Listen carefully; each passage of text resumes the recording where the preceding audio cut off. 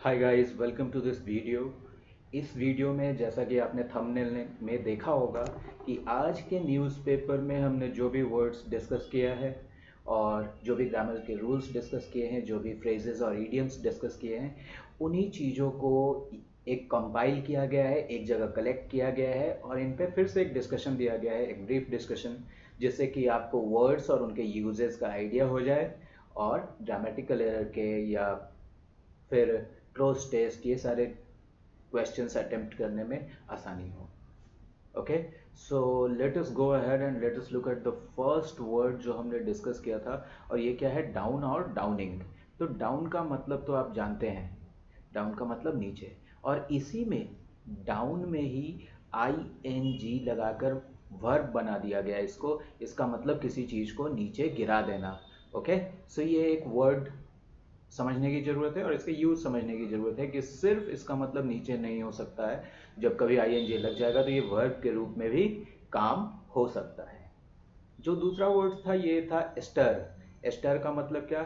जैसे आप कढ़ाई में कोई चीज़ चलाते हैं तो आप क्या कर रहे हैं? स्टर कर रहे हैं उसको। जब आप चीनी घोलते हैं पानी में तो आप क्या करते हैं? उसको चम्मच से स्टर करते हैं। ओके, तो ये हो गया। तो मैगी, देखो मैगी बनाने में हम लोग क्या करते हैं? Keep stirring for 2 minutes. आपको शायद इससे याद रह पाए। तो और इसका स्टर का एक और मतलब हमने क्या देखा था? स्टर का मतलब देखा था कोई आंदोलन, कोई प्रोटेस्ट। और ये प्रोटेस्ट क्यों होता है इसका मतलब ये भी मैंने आपको बताया है, सो आप इसको याद रखेंगे। जो दूसरा वर्ड देखा हमने, क्या देखा? रेबेल। रेबेल का मतलब बागी। तो ये चीज़ क्या होगा? नाउन होगा। नाउन क्यों होगा? क्योंकि कोई आदमी है जो बगावत कर रहा है और उसको हमने क्या बोला? बागी, उसका नाम दे दिया। इसी तरह स्टर में देखो, जब आप स्टर कर रहे हैं, किसी चीज़ को चला रहे हैं, तो ये क्या होगा? वर्ब होगा। और प्रोटेस्ट जिसका मतलब आंदोलन होता है, तो ये क्या हो जाएगा? नाउन हो जाएगा। ऑलराइट, तो रेबेल का मतलब, रेबेल क्या हो गया? नाउन हो गया। और रेबेल का मतलब बागी। मैं यहाँ लिख देता हूँ, वैसे क्लास में मैंने आपको ये बताया है। और ये देखो, जो इससे वर्ड बना वो क्या बना? रेबेलियन। और रेबेलियन का मतलब बगावत। और ये क्या हो गया? ये भी नाउन हो गया। एक खास तरह की क्रिया हुई जिसका आपने नाम क्या दिया? बगावत। जिसका आपने नाम दिया रेबेलियन, तो ये भी नाउन हो गया। अब देखो, रेबेल नाउन हो गया। रेबेल करना, आई एम रेबेलिंग, तो उस कंडीशन में ये क्या हो जाएगा? वर्ब हो जाएगा। तो एक ही वर्ड देखो, नाउन भी है वर्ब भी है, और इससे भी एक और नाउन बना, वो क्या हो गया? रेबेलियन। तो आप याद रखेंगे इस चीज़ को। और एक चीज़ हमने पढ़ा था, करीन। करीन का मतलब होता है किसी भी चीज़ का अनकंट्रोल्ड वे में मूवमेंट। अनकंट्रोल्ड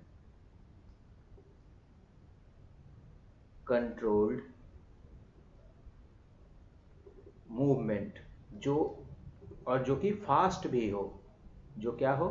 फास्ट भी हो, तो उसको हम लोग क्या कहेंगे? करीन कहेंगे। तो अगर कोई कार डगमगाए गए रास्ते पे तो उसको क्या कह सकते हैं? The car करीन्ड। ओके, तो ये क्या हो जाएगा? करीन। ठीक है ना? तो ये भी नाउन हो जाएगा। अनकंट्रोल्ड मूवमेंट, इसका नाम हमने क्या दिया? करीन। और अनकंट्रोल्ड मूवमेंट करना, वो भी हो जाएगा ये। तो ये वर्ब भी होगा। स्पाइक, स्पाइक का मतलब मैंने आपको बताया था। स्पाइक का मतलब होता है कांटा। आपने कांटेदार कीलदार जूते देखे होंगे खिलाड़ियों के। और मैंने आपको बताया था इसका मतलब थोड़ी सी बढ़ोतरी भी होती है। तो अगर हम ये ग्राफ बनाते हैं और कोई चीज़ मान लो ऐसे इस गति से बढ़ता जा रहा है, अचानक से इसमें तेज बढ़ोतरी हो गई, तो फिर ये ऐसा हो जाएगा। ये चीज़ आपको नज़र आ रहा है, इसी को स्पाइक कहते हैं। क्या है ये? स्पाइक। ग्राफ में कांटा दिख रहा है आपको, तो स्पाइक का मतलब इंक्रीमेंट, बढ़ोतरी। ठीक है ना? मैं यहाँ लिख देता हूँ इंक्रीमेंट। और कैसा इंक्रीमेंट?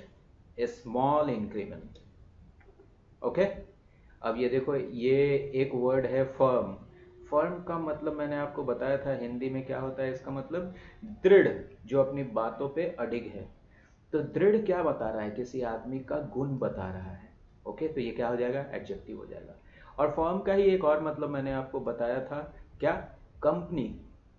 कंपनी मतलब जैसे Reliance, Tata, these are firms. तो ये देखो, जब इसका मतलब दृढ़ हुआ तो क्या हुआ? एडजेक्टिव हो गया। और जब इसी का मतलब कंपनी हुआ तो ये क्या हो गया? नाउन हो गया। तो आप देख रहे हो वर्ड्स कैसे पार्ट्स ऑफ स्पीच बदल रहे हैं एक दूसरे से। तो ये सिर्फ एक दिन पढ़ने से नहीं होगा, हर दिन इसको प्रैक्टिस करते रहना है, तब जाके ये आपका पार्ट बन जाएगा। आपको फिर सोचना नहीं पड़ेगा। एम्बुश। एम्बुश का मतलब घात लगाकर हमला करना, ये चीज़ बता चुका हूँ मैं। अभी हमने यहाँ पे एम्बुश देखा था कानपुर में, जो पुलिस वालों को मार दिया। तो एम्बुश का मतलब घात लगाकर हमला करना। तो क्या हो जाएगा? ये वर्ब हो जाएगा। ओके। और वो जो पूरा घात लगाकर हमला करते हैं उसका नाम भी हम देते हैं क्या? एम्बुश। तो एम्बुश का मतलब, एम्बुश दोनों ही चीज हो जाएगा, नाउन भी और वर्ब भी। एम्बुश का मतलब घात लगाकर हमला करना, और ये जो पूरा घात लगाकर आपने जो हमला किया, ये जो पूरी क्रिया हुई, इसका नाम भी हम दे सकते हैं एम्बुश। इसीलिए ये नाउन और वर्ब दोनों ही हो गया। ओके। प्रोब। प्रोब का मतलब जांच। मैं लिख देता हूं, हालांकि लिखने की जरूरत नहीं है।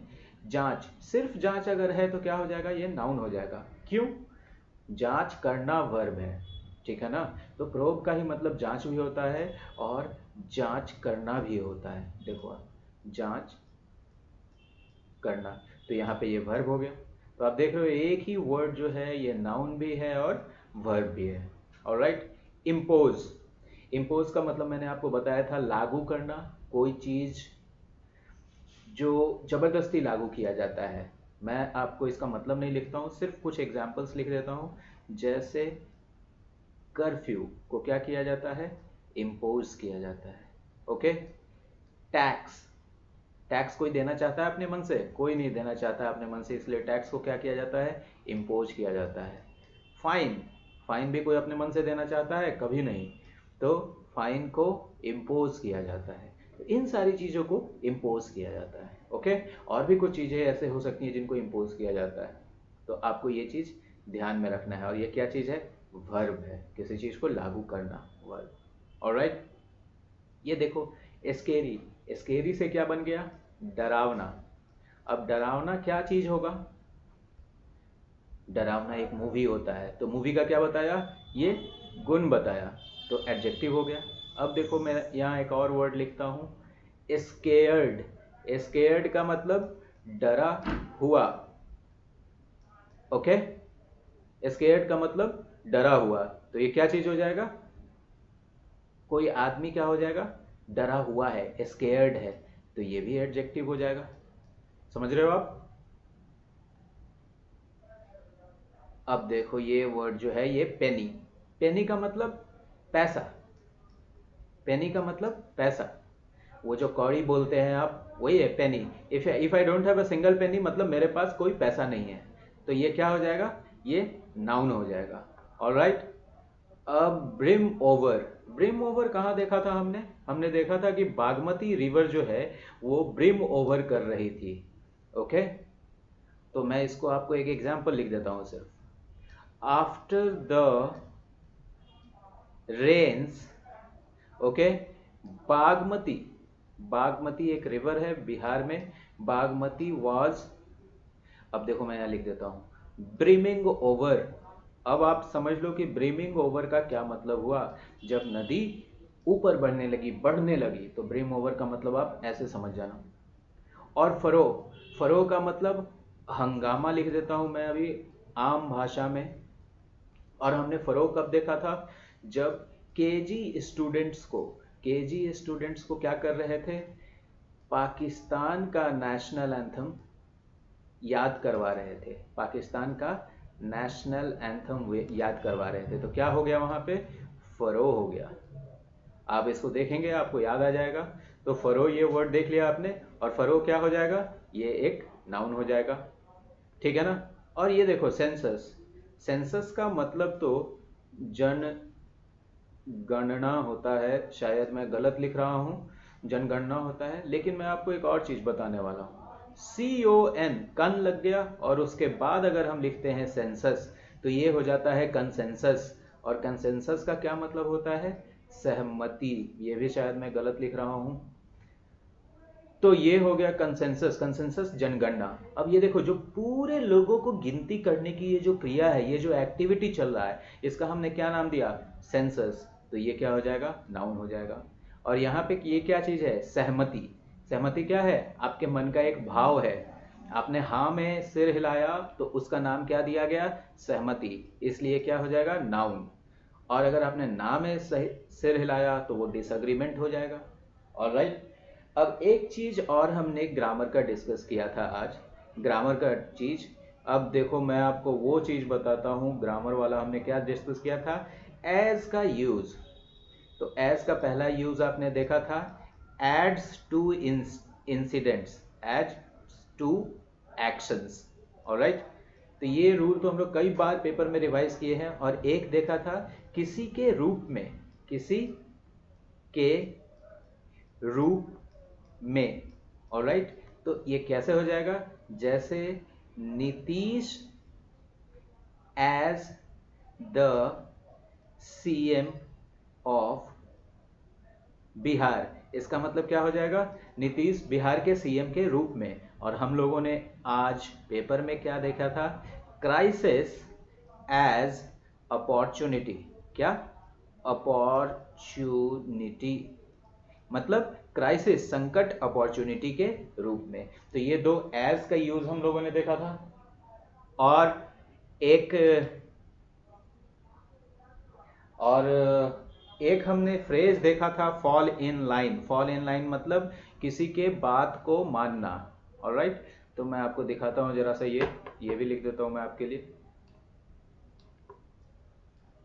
Fall fall in line. Fall in line का मतलब किसी नियम को पालन करना, टू फॉलो अ रूल। मैं लिख देता हूं यहाँ पे, इंग्लिश में लिख रहा हूं, follow a rule. So this were the things. ये सारी चीजें हमने आज के न्यूज़पेपर से इकट्ठा किया। तो आप इसका क्या कर सकते हैं कि आप एक वो कर लो, इसका स्क्रीनशॉट ले लो। देखो, मैं अभी स्क्रीन ऊपर ले जा रहा हूं आपके लिए, आप स्क्रीनशॉट ले लीजिए इसका। ओके, पहले आप इसका स्क्रीनशॉट ले लो। Okay, I hope you have taken the screenshot.